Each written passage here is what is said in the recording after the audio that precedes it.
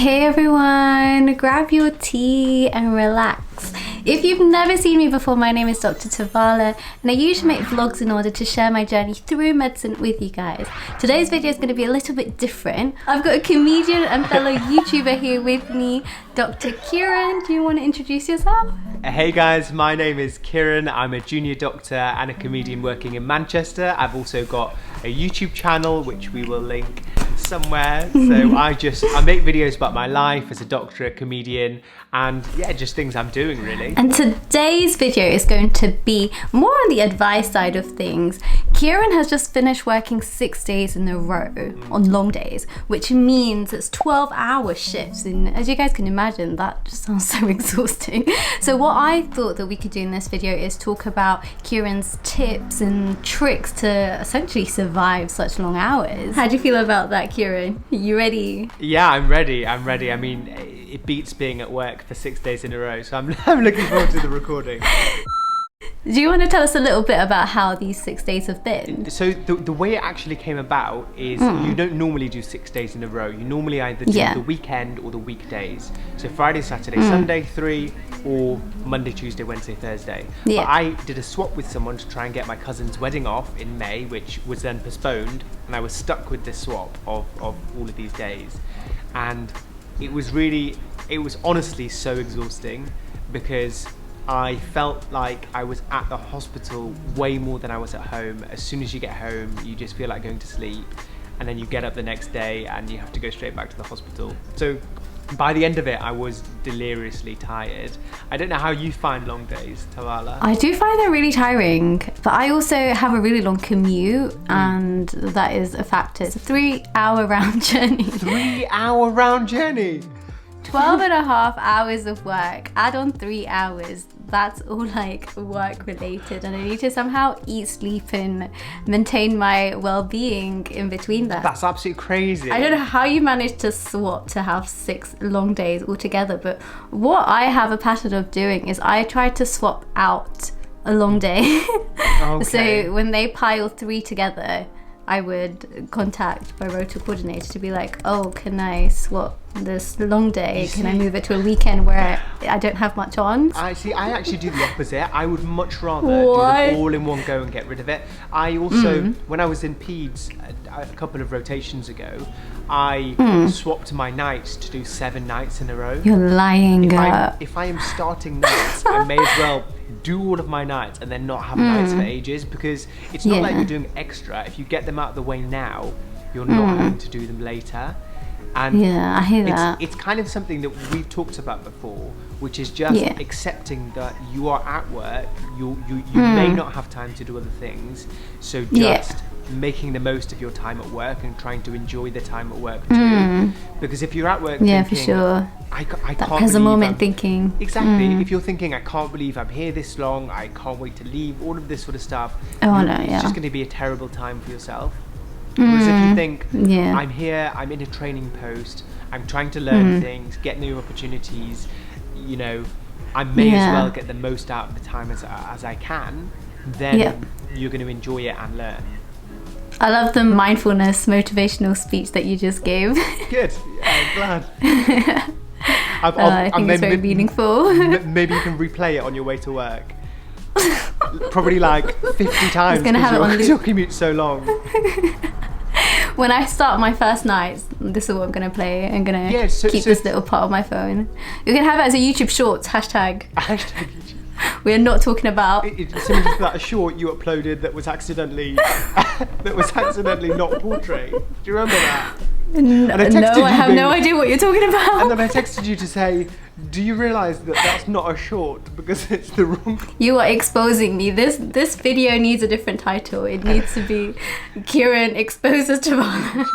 So tell me about the plan you have for when you start nights, because you've not done nights yet. I don't have much of a plan. I was hoping that I could ask you a few questions. So that's the first mistake. That's mistake number 1. I want to hear your plan and then we'll improve on the plan. All right, I like this coaching session.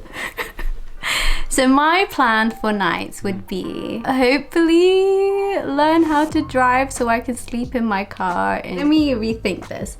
I was thinking about getting block curtains so I can come home after a night of working. Sleep, maybe have some chamomile tea beforehand, wake up, have pizza for breakfast, take snacks with me, and then go to work. I hear a lot that people sleep during their nights, and I can't get my head around that. Which bit can you not get your head around? Sleeping at work.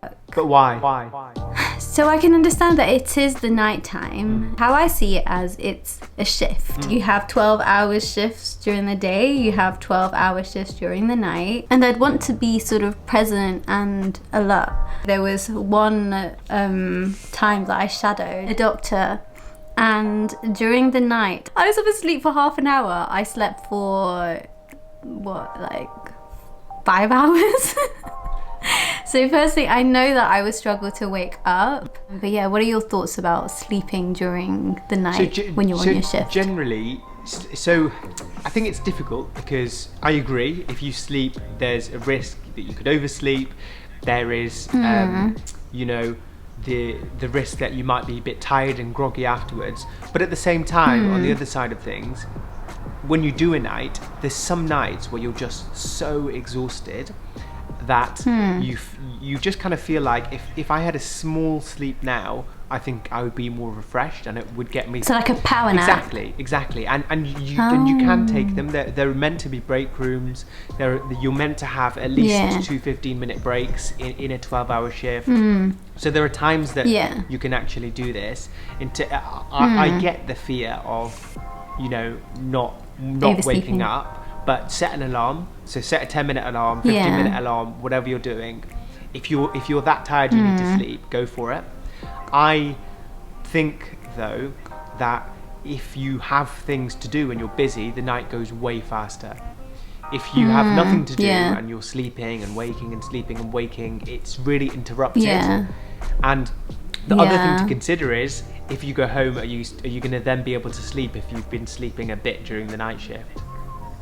That's really interesting. Have you ever had an occasion where you've overslept at work? Not at work, but I have had an occasion where I overslept before a night shift. So I was F1 and it was one of my first it was one of my first few night shifts, and I think it was like the second or third one, and I got home at 9 a.m. or something. I went to sleep straight away, and my phone had died. I hadn't put it on charge and it died, so the alarm didn't go off. And I meant to be at handover at 8 o'clock because I was in surgery in the evening, and I completely slept through it. And I woke up and it was like 9 o'clock, and I had all of these like phone calls and messages being like, where are you? Are you okay? Mainly people thinking that I was ill. Oh my god, welfare check. Yeah, exactly. But then I was like, I felt so bad that, you know, I hadn't gone. You learned from that. So then I basically just got ready and then went to work. But I was like, there's no point in me rushing and going in the next 5 minutes. I may as well shower, eat and leave. Like, I'm already an hour late. Another question that I have for you is, what strategies do you have to sort of sleep instantly? To sleep instantly? If you have any. When the sun is out, even after your night shift, like, it might be difficult to sleep just because of how the human body works. So what tips do you have to sort of maximize your quality of sleep, that as well? So whether that's on a night shift where you've done, you know, like 12 hours worth of work, or whether it's a day shift where you've worked about the same amount, what tips do you have? For me, it's about making sure I've got no distractions. If my phone is in the same room, if there's something I want to watch, or if I'm hungry, I'm not going to be able to sleep well. So making sure my phone's on airplane mode or off or in a different room, making sure that I've eaten as soon as I get home really helps me, and making sure the room is dark. So you mentioned the blackout curtains before. Having a very dark room helps me go to sleep. But I think it's a bit biased coming from me because I've got a superpower of just being able to sleep anywhere. On demand. So literally on demand. I could like click my fingers. If I wanted to sleep right now, I probably could in the next 10 seconds. Okay, I'm going to challenge you in 5, 4, 3, 2, 1. You're a liar. We were talking about light. How dare you? We were talking about light before. This light is too bright, so. Oh yeah, your ring light. Well, Kiran, I'm burning to see your new camera setup at some point. Are you going to give us a video? Yeah, I need to show you. This sofa I'm sitting on as well is we built today. So Oh, wow. I'm in my Amazing. I'm in my new place. We've got no dining table, we've just got a picnic table. We're sleeping on a mattress on the floor, and the sofa came today. Oh my god. Well, I mean, maybe we'll have like a house tour soon, yeah? Yeah. Well, it's coming. The house. I've already did a house tour of my old flat, and then getting the keys of this flat is coming out this weekend. I'm so excited for you. Another thing that I wanted to ask is, how do you make time for like relationships and stuff when you're working long hours? So obviously you're coupled up. You've got your fiance Sam. So how do you sort of like manage your relationship when you're working back to back? So it's a lot easier now because we live together. So my time when I'm not at work is automatically with her.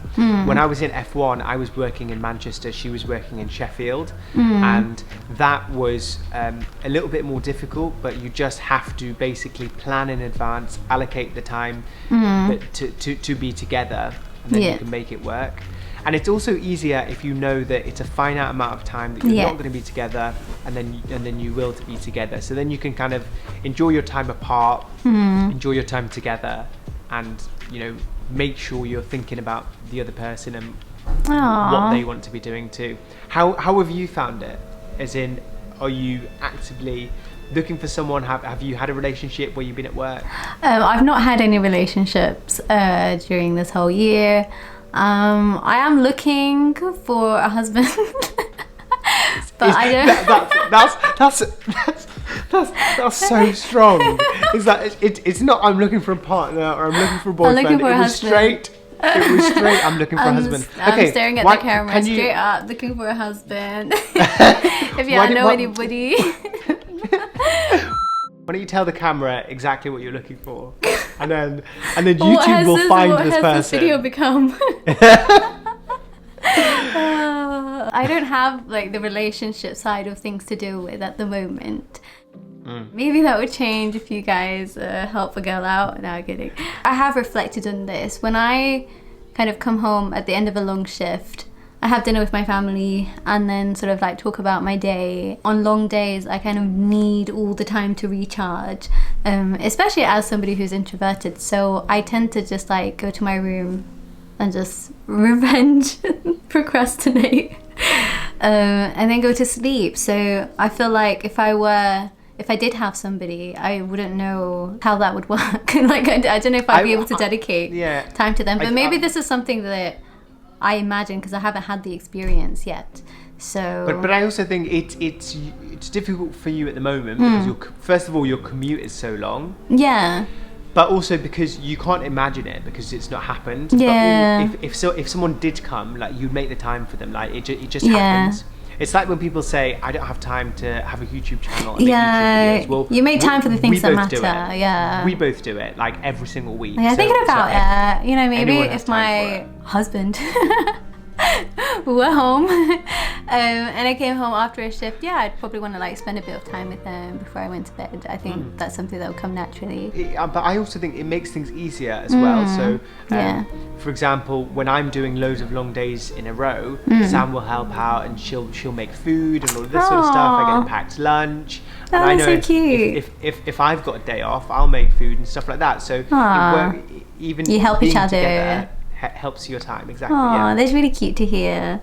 And one last thing that I wanted to ask you about, do you have any energy boosting tactics for a night shift or a long shift? So for me, rather than coffee and smashing coffee or energy drinks, which if I have I do enjoy it, but if I have enough of it, it's just going to give me palpitations. What works better for me is loads of water and loads of healthy, normal food that I would normally eat for lunch or dinner, making sure that in a 12-hour shift, I'm having 2 meals and that I'm drinking through the whole day. Kiran, thank you so much for joining today's video. The advice you have given will be useful for me and also any future or current junior doctors. If you guys love the video, then make sure you hit the subscribe button below, hit the like button, turn on that post notification bell, and you'll see me in the next one. No, that's it. Well, thank you very much for having me on the channel, and if we get anything out of this video, I would like it to be Tavala's husband.